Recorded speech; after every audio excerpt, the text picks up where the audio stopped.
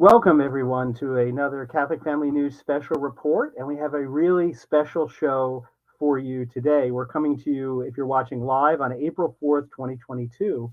And this day is the fifth anniversary of the death of my predecessor here at Catholic Family News, the late John Vennari, who shepherded Catholic Family News, really made it what it is for many, many decades. And I'm very happy to be joined today by his three children, who we'll introduce in just a minute, Elizabeth, Philomena, and Benedict. Some of you may have seen them at the various conferences. They often, almost every time, we're there with the Vennaris, but they're probably a little bigger than you may remember. So welcome everyone to the show. Why don't you first just take a minute and introduce each of yourselves, just to say a little bit about maybe what you're doing. Okay, I guess I'll go first. So I'm Elizabeth. I'm the oldest of the three of us. I got to go to a lot of conferences with my dad and was on his Aquinas Alive talks. All of those easy listening philosophy CDs that he did. Those were classes that he was teaching me in high school. So that's a little bit about me. And I went to school, graduated with music and economics degrees, and now I work for a tech company. I guess me next. So I'm Philomena. I'm in the middle. I kind of had a slightly different experience of working with Dad because Benedict and Elizabeth were often the ones on those recordings listening to Dad's teaching on the Aquinas Alive. So a lot of my knowledge of Dad came later. When I was at school, I was actually at one of the Catholic schools in college, and I had a lot of people approaching me saying, oh, I've listened to your dad's talks. And at that time, it was really, really mid-college when I began to really develop a great appreciation for the work that he did. But at this time, I've graduated. I'm actually working with Elizabeth at the same tech company. I graduated in December. Yeah, that's what's going on. And I'm Benedict. I'm the youngest of the three of us. You can hear a few comments I've made here and there on the same recordings that Elizabeth was on with the Aquinas Alive and also the Catechism of the Mass. Much higher voice though. Yeah, that's though I would sit in instead of doing my schoolwork. I would come and sit in and listen to the classes that Dad would give. So that was largely I would hear a lot of that, and then recently in the past year or so, I've gone back and listened to a lot of his talks. Oh, not a ton. I've listened to a good few and more his sets, the Aquinas Alive in particular, and then several others that are just to kind of bridge myself back and get to know Dad on his work side a little bit more, if you know what I mean. Great. Well, you all mentioned his talks and particularly that Aquinas Alive, which I know a lot of people liked. But it was funny, when I knew your dad, a lot of people say, "Oh, he's a great journalist," and I'd say, "Well, he's not really a journalist. I think he's a teacher who's using journalism to teach." Because as all the years I knew him, that's how I thought him, as just a consummate teacher. And I know, and you've already alluded to it, he was he was involved in your upbringing, obviously, but in your education as well at different points.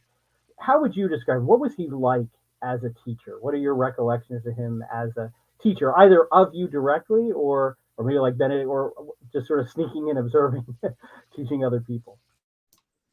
I mean, Dad was very involved in our homeschooling. I think that's one of the cool and really important things about the job that he and the work that he did was that he was at home and had a really intricate part in our homeschooling upbringing. So we really got to see his philosophy and his teaching in action all the time. he would, come in and talk about what he was working on, and the articles that he was writing and the research that he was doing. Oftentimes when we were, coming down first thing in the morning, he was already sitting sitting and reading with a book, with his coffee first thing to work. I remember him saying to me one time, I think it really emphasizes, how much of a teacher he was, is that, there are a lot of sort of sensationalist journalists around the type of work that he does, or that he did. There's always something shocking that you can report on. But I remember him saying to me, I do all of my research so they can't they can't find anything that I'm doing that hasn't been totally researched. And that we could look at the source for yourself if you don't believe me. So I think he really emphasized not only the teaching aspect of what he was doing, but the research that went into that went into his philosophy classes, that went into his classes and speeches about Vatican II, about ecumenism, about everything that he touched was extremely well researched, and we got to see that actively on a daily basis. I any of the others want to share anything on that note, or? I think he was very realistic in his teaching. He would come in. We would go into our little sunroom and sit down, and I was the youngest, so I could sit on the couch while Phil and Elizabeth would sit and take notes, and he would write on the board and just go through, and it wouldn't be anything. Strenuous. Yeah, there was nothing. Yeah, it wouldn't be strenuous. It would be. We had to focus, and if one of us was getting a little off focus, he would just kind of just say like, and it would be a quick pullback, and everybody would get back on track. But he didn't limit any of that, because he's a teaching to the three of us and it would be a family. He was teaching to his family, and he didn't show things like, I know this, now you must know this because I know this. And it would be, you need to know this because here is this error, here's this thing, and over here in the world, this is how it's not treated, and how it would become so much worse. I think what you could sum up all of Dad's teaching by, he referenced this a lot in his Aquinas Alive, which we keep mentioning, but that a small error in the beginning is a great error. A small error in principle is a great error in conclusion. And if you listen to basically anything, and that was a key in his teaching. These small errors, they're so crucial to not. Well, it's so crucial that these errors be fixed from the start, not later down the line. Yeah. And so that would be his method of teaching. He would take an issue, and he would trace it all the way back to the root. And he would explain to us, I remember him explaining to us at some point, everyone's seen that the tower is slanted, and they're saying, how in the world did we get the tower slanted? But the real issue was down in the groundwork of a flawed principle of reason that was not actually reasonable. So he would trace us back through like the chain links back to that original principle, and whatever he did, it was incredibly simple. It was easy for me to grasp as an 11-year-old at the time, or 13. I was pretty young, like middle school-ish, and it all made sense. And I think that he really had a way of finding the exact words that target the issue without it, in a way that was incredibly approachable to anyone, regardless of their level of education. And truly, I think that was a gift, because I think that's very hard to develop and to come by in other teachers as well. So I want to pick up something you all touched on, and that is talking about errors, and what impression that gives you of the church. So obviously, all three of you are young adults now, and seem to haven't lost the faith. You all still seem to be interested in the church, and we all still obviously struggle towards perfection, but you all seem to have not given up the fight.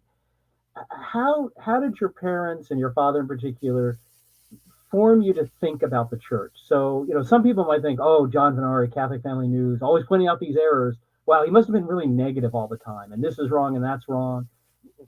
What do you think about that? How did he balance, or how did he present to you, kind of being aware of the errors, but then also the beauty of the faith? I think the biggest thing was that he was everything that we learned was fun. He presented, I mean, if you listen to his talks, if you listen to his lectures, he presents things in a direct way, no nonsense, but absolutely cheerful. And he gave us a really good foundation of what the ultimate goal needed to look like. And I think that, I mean, we've definitely continued the fight in our own ways. I think each one of us has experienced, a major struggles in learning how to live as adults in the world, but also Catholics in the world. And so much of the reason why we've been able to keep the fight going is because we had Dad's emphasis on not just on faith, but on thought. So, Mm. realizing that the issue that he was trying to address was not anything except a crisis of thinking. And once you had the foundation of being able to know your metaphysics and understand natural law, and not just the Bible says this, or the Vatican says this, and this is why they're right, or this is why they're wrong. It's a little bit more, it's definitely more nuanced. So I think that we were able to have a much more solid foundation of how to operate as Catholics. And the best part of it was that it was totally ingrained into our day. Monday, Wednesday, Friday, we were doing classes. We were going to Friday night philosophy with him, with Dr. Benedict and Dr. Water, well, I was, but we were, and we were going to the conferences, and not just there to hang out. We were participating and listening to the talks of other experts, such as yourself and Matt Gaspers, and anybody else who has written or spoken with Dad. So we were exposed to it extremely intensely from a young age, and we're given all of the resources that we need to understand why he was doing the work he was doing, and why it was important to continue that work beyond his day job. I think Dad also had a way of he would teach us and show us that there were answers. I think a lot of people are concerned about, do we have the answers? But when you have a solid base, when you've been given the tools through philosophy, he would often talk to us about how things can be proved. And he would always say over and over, proof from reason, proof from scripture, and proof from tradition. And what that gave us was a solid base to understand that even if there is some sort of issue, that there is a real answer out there, and that It's been answered. It's been answered. Yeah. I mean, the issue is, especially a lot of young traditionalists, such as ourselves, who have either found traditionalism themselves, or have grown up with it, or come into it later in life, or whatever the situation may be, is if they don't have the foundation of philosophy, then it's easy to get caught up in the small things, rubrics, rules about anything. People can get worked up into smaller aspects of Catholicism without remembering what the big picture is. And we got the big picture from working with Dad all the time. And just say, and to add to what she was saying, it's harder. It's very hard for people too, because we have it and we take it for. I mean, I take it for granted a lot that I have. Well, I've now at this point I have access to all the talks and everything, so I can look or listen to stuff like that. So it's not hard to learn, but also the fact that we were brought up with it. We were brought up surrounded constantly by Dad and Mom, who both were on the same page about everything and were always, and there were no questions. There was never something that you didn't like, that there wasn't a reason for it. There was never something that didn't have a reason. So any of us will just think we'll see something and we'll know, oh, well, like this, we'll know it's not as important, or it's know that just if we have something, I'm going to pause a second because First time on camera. Yeah, it's been a while since we've been in the spotlight, Dr. McCall. We had all of these performances that we used to do all the time, or we haven't continued coming to the conference as invited performers recently. I don't know. Well, sadly, we haven't been able to have a conference for 2 years with COVID, but hopefully they will come back at some time. But if I can actually just pick up on something, again, a lot of that's really important. But earlier you touched on humor, and again, when I talked about your father, when I talked to people, to me that was a really important element, right? That he was very serious. I mean, he was obviously deadly serious about the things he said, but his manner wasn't, well, I'm going to do this in a very dry, boring way. And then he always enlivened it with humor and with keeping your attention that way. But also another thing that we were talking about before we started the show, his music was very important to him. And we were just talking, because we were about some of the music parodies that he, when he started getting into YouTube and videos a little bit, that he would come up with. So maybe if you could talk a little bit about that, what role music played in your life growing up, and some of your thoughts on that. We all still sing in choirs. We just played in a musical recently.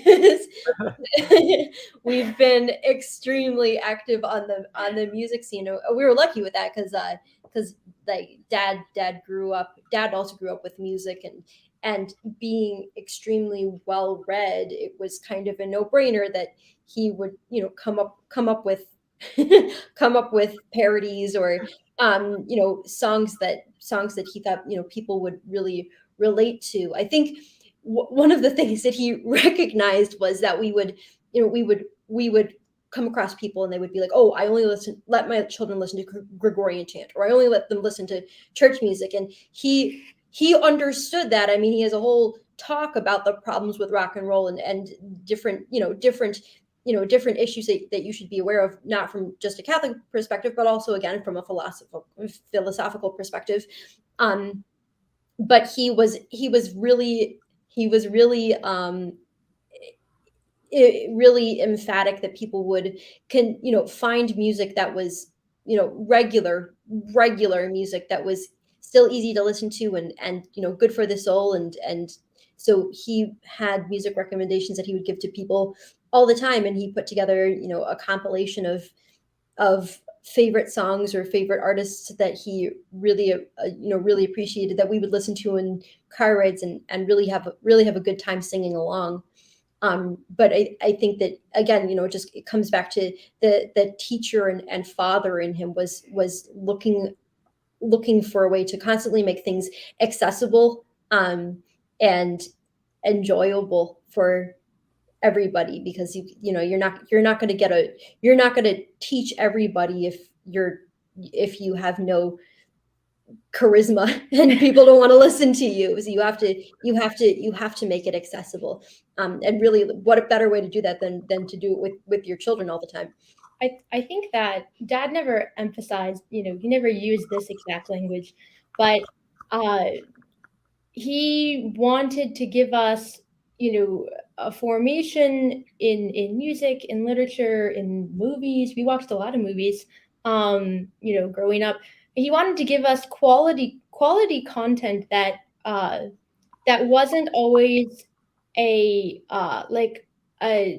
whittling down. Like if something's a good movie, then we'll watch it. But if it's, at least it's clean. If it's a bad movie, just because from an artistic sense, we wouldn't watch it because it was just stupid, He was definitely more apt to take a high quality movie and edit out some of the language or the scenes, than to watch, something boring just because it was clean. Yeah, because he wanted to give us a better understanding that you can't just strip everything. You can't just strip it down to, at least it's clean or something like that. What he wanted to give us was other resources that would help round out our education, would help us round out our understanding of the world. That you could have, he wasn't, when I think about him, I don't think of him as an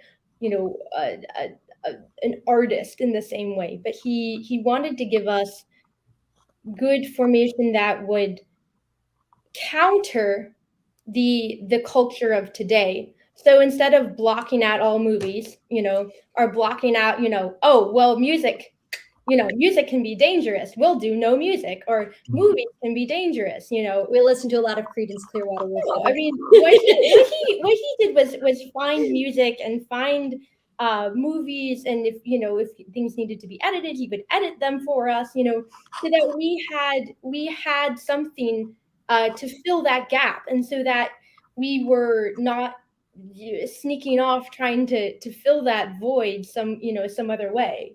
I think it was really fun because, again, being at home, we all grew up musicians, so we were practicing all the time. We would rehearse together, and it would be in the middle of a workday. It'd be 1:30 in the afternoon, and Dad was working on something, and he'd stop and get out his guitar and play with us for a little bit, and we would maybe try to work out a new tune, or just to get together and play a little bit, and it was just a lot of fun. Well, while you've all been talking, a lot of interesting comments coming in. We have people actually, watching from New Zealand and Brazil, at least two of the countries I saw pop up, but a lot of positive feedback, a lot of people saying they've learned so much. Again, Brazil saying your father is so well known there. And, one thing I remember when I went to Michael Davies' funeral, and you were all pretty young, that was the early 2000s. And I met his wife at the funeral, who I had never met before. I met Michael several times, but I hadn't really met her. And she kept saying, why are all these people here? Why did they come to Michael's funeral?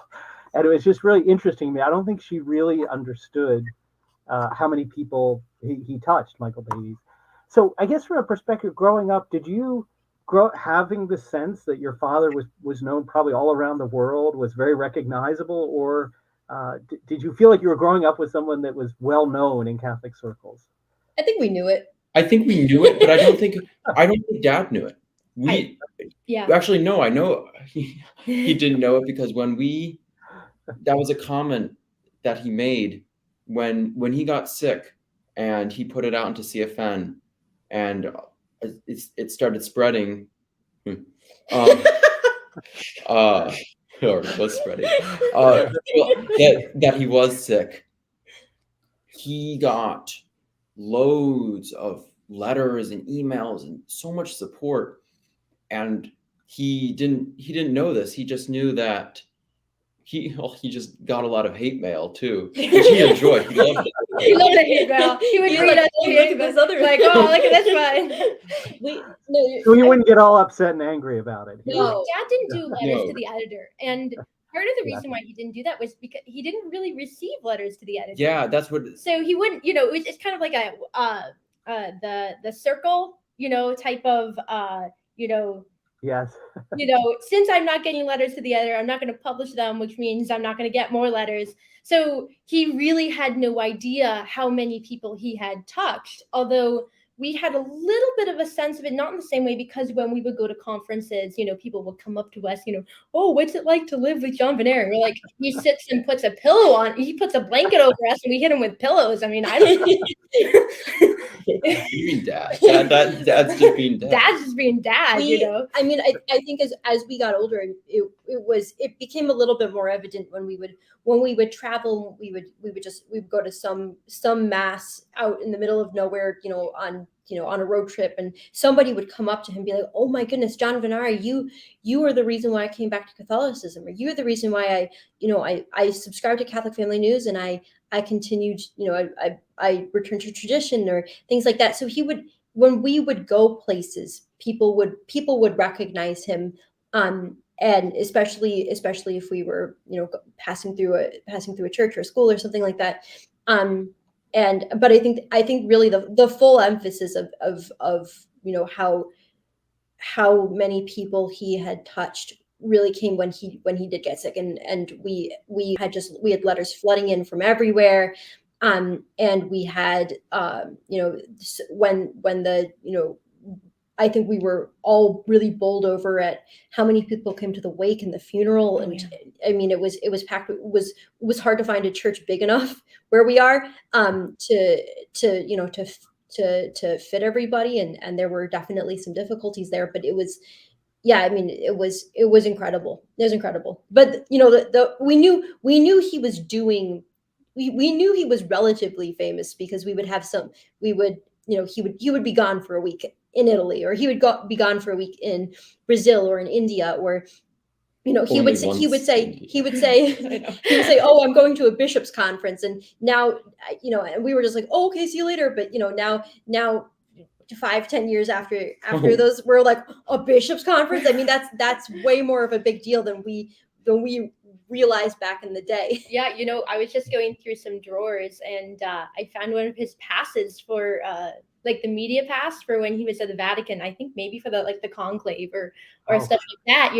It's so funny because we do have a couple of drawers that have kind of just we just haven't opened them in several years. And you look, and there's his pass for some crazy event, or you flip through something and there's a piece of writing, and I have a notebook in my room that I discovered, and picked up, and I opened it up, and it was just like notes from a talk, Unfortunately, he wrote in hieroglyphics. He was writing. Do I remember it? So this actually happened today. So he had when he was going through the Aquinas Alive notes, and putting together the actual so he would release a PDF of notes as well as the regular the audio. And I remember him saying to me, this was literally like 7-8 years ago, and he said, "Hey, can you give me your notes, and I just want to make them available for people." And I always thought that he had typed them up, and I opened up the PDF today, and it's he just released them with all of the hearts on the page, and the bubble handwriting, and the calligraphy, and the fancy the smiley faces on the. I was going through that, and I was like, oh my gosh, all of these people who bought Aquinas Alive saw my notes. Well, you have mentioned that a few times, and several people in the comments, I've shown a few of them, have talked about his conferences and things. But as I understand, Benedict spent a lot of time really doing a great service to all of us. And we announced this on the website, but if you don't know, relaunched what was called Alton Library, which John kept when he was running CFN, also kept going with a lot of different talks and conferences. You used to buy them on cassettes, I think at one point, and CDs. When I teach at college, I mentioned cassettes, and I have a lot of students say, "I don't know what you're talking about." So that's or once I mentioned a VHS tape, and they're like, "What are those?" But anyway, Benedict has put together, I think, after being inspired by maybe his sisters, this site with many of the talks, and they're all digital downloads now. So there's individual talks, and there are full classes, which I think eventually will have all the Aquinas, both the ones that John taught and ones that I think the children referred to. That he brought out of sort of retirement two outstanding Thomist professors who were in their retirement and got them to teach up there near Buffalo, and then recorded them and made those available, as you mentioned, both Dr. Waters and Bennett. So I think this was launched, and I've seen, since I looked, you've been adding titles, it seems, as you go along. So usually I shamelessly promote Catholic Family News and try to get people to subscribe, but for this special program, we'll just talk about this site. So please visit it, and if you heard us refer to some of these, for example, that Aquinas Alive, you can see the complete first year right here. I mean, who can get an entire class in philosophy for $29.99? Impossible. But no, I think we're about ending the amount of the time we have for the show. But is there anything else that I haven't asked you about that some memory or anything else you'd like to share? I think Daddy was the biggest thing to remember for him was that all of his work was a means to an end. He wasn't to glorify his own knowledge. I mean, he had 14 years in the seminary. He had, sorry, yeah, not seminary, monastery. Yeah, thank you. He had all of these, teachers. He had a formation, and then after he started working at CFN, he was, continuing his education. And in reality, his formation is high above, with respect, many people who do have PhDs, but all of that was not to glorify anything but God, and his work was to bring people to the faith, and his idea was to give you the tools so that you could make distinctions and you could understand the philosophy and the doctrine of the faith aside from just attending mass, because faith and reason, and his devotion to Our Lady was just. I didn't even talk about that, but Fatima is huge. Fatima is so huge. Well, actually, that leads me. Actually, you bring up a question. What do you think he would have thought or made of the recent consecration of Pope Francis? And again, we're speculating, obviously, since he wasn't here to see this. But how do you think he would have reacted to it? I think he would have looked at what Our Lady said, which was with all the bishops, and looked at what happened, and it wasn't all the bishops. And so not to say that it wasn't, but that's a very clear part that the Pope will consecrate Russia with all the bishops. And although he invited them, he didn't command them, which he has the power to do. And Mom's actually commented on that. She's just saying that the Pope has the power, and the Pope has the power, and people have to know it. And I think there's a lot of, this is an interesting point of time, right? Because there are a lot of Fatima experts now who are disagreeing about the legitimacy of the consecration. But I think that it's important just to look at specifically what Our Lady requested, and then what was done, and again make that distinction, and understand what she asked for and what was done. No, that definitely. I mean, I agree. He was always about look at the source, look at the source, and look what it said. So great. Well, thank you all for taking time, out of your busy lives that you've moved on to, and sharing these recollections. I know it's meant a lot to many of the people who have commented watching this live, and I'm sure those who will watch it recorded. And so I guess the only last thing I would say, after you subscribe to our channels and share this video, because that's how we reach people. We don't have enough money to promote our content, but if you share it, that will help us.